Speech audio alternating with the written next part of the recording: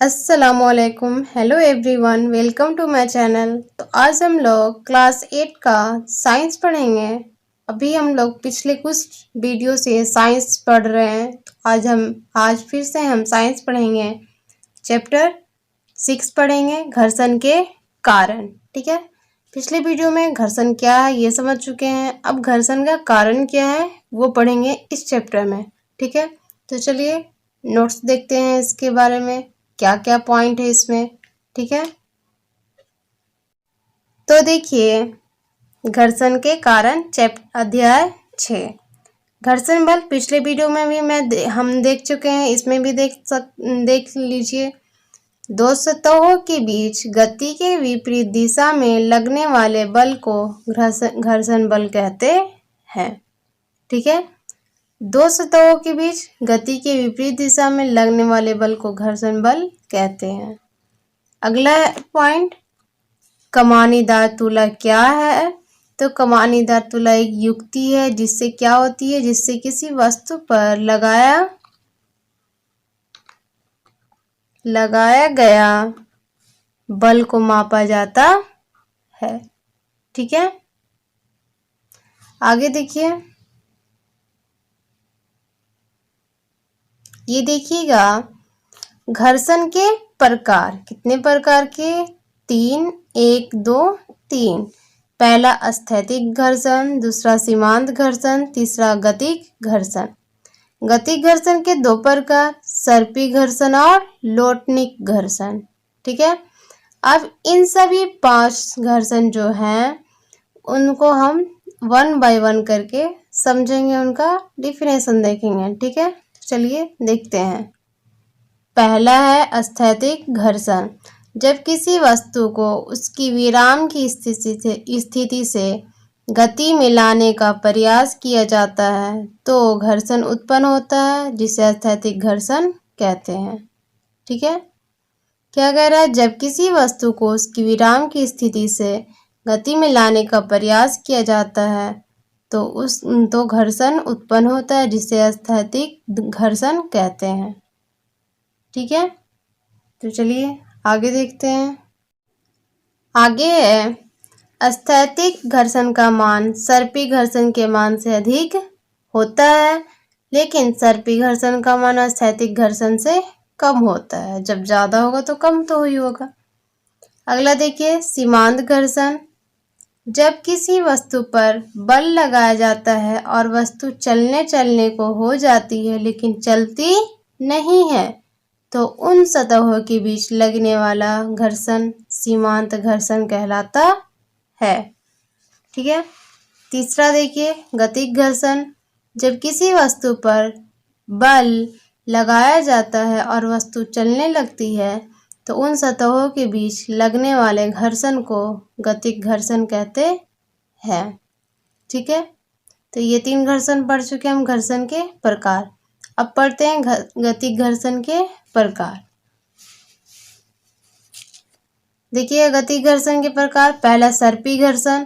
जब एक सतह पर दूसरे सतह को चलाया जाता है और यदि सतह परिवर्तित किए बिना चलता है तो उन सतहों के बीच लगने वाला घर्षण सर्पी घर्षण कहलाता है। ठीक है, आगे देखिए दूसरा लौटनिक घर्षण। जब एक सतह पर दूसरे सतह परिवर्तित करते हुए चलता है तो उन सतहों के बीच लगने वाला घर्षण लौटनिक घर्षण कहलाता है। ठीक है, तो यहाँ तक हम पढ़ चुके हैं घर्षण क्या है, घर्षण बल क्या है और घर्षण के प्रकार। ठीक है, अब एक क्वेश्चन देखिएगा। क्वेश्चन क्या है? घर्षण लाभदायक होते हैं कैसे?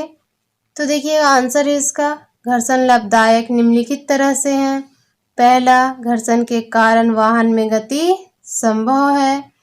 पृथ्वी पर चलना घर्षण के कारण होता है। दीवार पर आपके द्वारा जो कील ठोकना घर्षण के कारण ही होता है।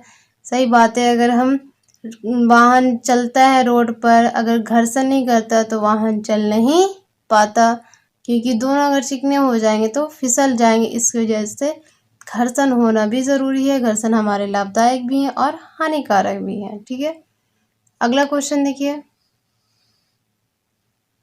एक और क्वेश्चन है यहाँ पे बनता है, घर्षण बढ़ाना या घटाना कैसे होगा। घर्षण बढ़ाने के लिए निम्नलिखित उपाय किया जाता है। क्या?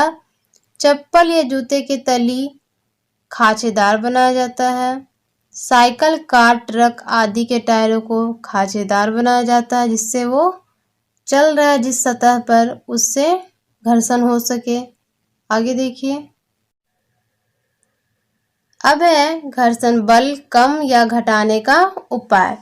पहला, सड़क को चिकना बनाया जाता है, सतह पर पॉलिश किया जाता है। अगर ज़्यादा घर्षण है तो उसको हम कैसे कम कर सकते हैं? चिकना कर कर और पॉलिश कर कर। ठीक है। आगे देखिए क्या एक पॉइंट, तरल घर्षण। जब कोई वस्तु किसी वस्तु पर चलती है तब उनके संपर्क सतह के बीच लगने वाले विरोधी बल को तरल घर्षण कहते हैं। क्या कह रहा है? जब कोई वस्तु किसी वस्तु पर चलती है तब उनके संपर्क सतह के बीच लगने वाले विरोधी बल को तरल घर्षण कहते हैं। जैसे मछली का तैरना, नाव का जल में चलना। ठीक है। एक पॉइंट है, वस्तु तथा गैस के बीच घर्षण बल द्रव के अपेक्षा कम होता है। ठीक है। तो ये था चैप्टर 6 का नोट्स, इम्पोर्टेंट पॉइंट जो हम समझ चुके हैं। आई होप आपको समझ में आ गया होगा। ठीक है, समझ में आ गया होगा। अगर वीडियो अच्छा लगा हो तो वीडियो को शेयर ज़रूर करिएगा और चैनल पर नए हैं तो चैनल सब्सक्राइब कर दीजिएगा। ठीक है, तो चलिए अब आगे देखते हैं आंसर क्वेश्चन। क्वेश्चन देखिएगा। पहला क्वेश्चन, कौन सा बल गतिशील गेंद की गति को मंद करता है? ये क्वेश्चन है, तो चलिए मैं क्वेश्चन आपको दिखाती हूँ सॉल्व करके। तो देखिएगा, पहला क्वेश्चन, कौन सा बल गतिशील गेंद की गति को मंद करता है? घर्षण बल। कौन सा बल? घर्षण बल। अगला क्वेश्चन देखिए, 2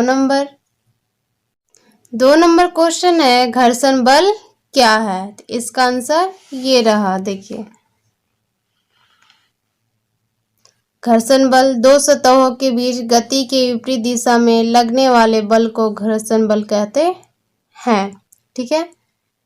अगला क्वेश्चन देखिए, 3 नंबर, स्थैतिक घर्षण तथा सर्पी घर्षण में अंतर बताइए। ठीक है, अंतर बताना है, दोनों का डिफिनेशन लिखिए, अंतर हो जाएगा, उसके बारे में लिखेंगे। ठीक है, तो यहाँ पे देखिएगा, स्थैतिक घर्षण में बता चुकी हूँ आपको नोट्स में। स्थैतिक घर्षण, जब किसी वस्तु को उसकी विराम की स्थिति से गति में लाने का प्रयास किया जाता है तो घर्षण उत्पन्न होता है जिसे स्थैतिक घर्षण कहते हैं। ठीक है। आगे क्या कह रहा है? सर्पी घर्षण, वो देखिए। तो सर्पी घर्षण ये रहा, जब एक सतह पर दूसरे सतह को चलाया जाता है और यदि सतह परिवर्तित किए बिना चलता है तो उन सतहों के बीच लगने वाला घर्षण सर्पी घर्षण कहलाता है। ठीक है, तो ये था क्वेश्चन नंबर 3 का आंसर। ठीक है, अब अगले क्वेश्चन पर चलते हैं। अगला क्वेश्चन है, देखिएगा, क्वेश्चन नंबर 4, घर्षण बल की दिशा क्या होती है? तो आंसर है विपरीत दिशा। क्वेश्चन नंबर 5, जब गेंद को समान वेग से फेंकेंगे तो गेंद क्यों? क्वेश्चन पहला है 5वां का आ, पक्की समतल सतह पर लंबी दूरी तय करती है क्या? तो आंसर होगा करती है। क्यों करती है? तो क्योंकि पक्की समतल पर घर्षण कम होती है, इसलिए लंबी दूरी तय करती है। बा क्वेश्चन है, देखिए, कच्ची सड़क पर कम दूरी तय करती है क्या? करती है, क्योंकि कच्ची सड़क पर घर्षण ज्यादा होती है। सामे क्वेश्चन है, कंकड़ी सड़क पर बहुत कम दूरी तय कर पाती है क्या? करती है, क्यों? क्योंकि कंकड़ी सड़क पर बहुत ज्यादा घर्षण होता है।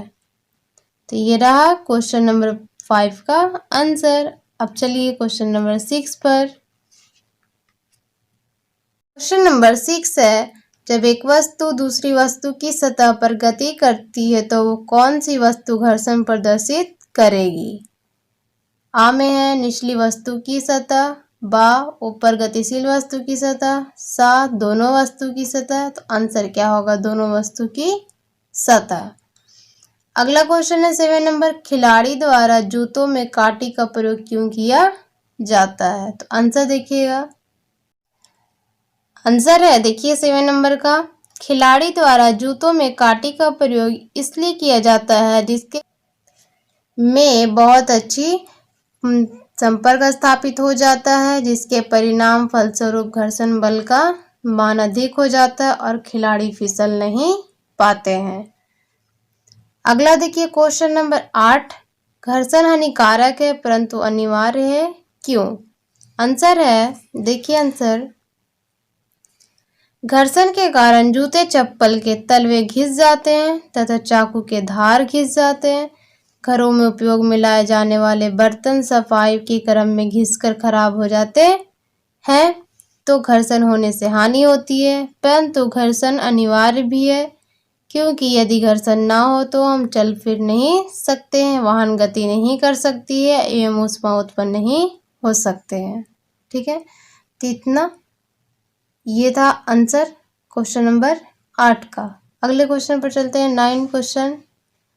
देखिए, धारा रेखीय आकृति से क्या समझते हैं? हवाई जहाज की आकृति या नाव या जहाज को विशेष आकृति क्यों प्रदान की जाती है? आंसर देखिए,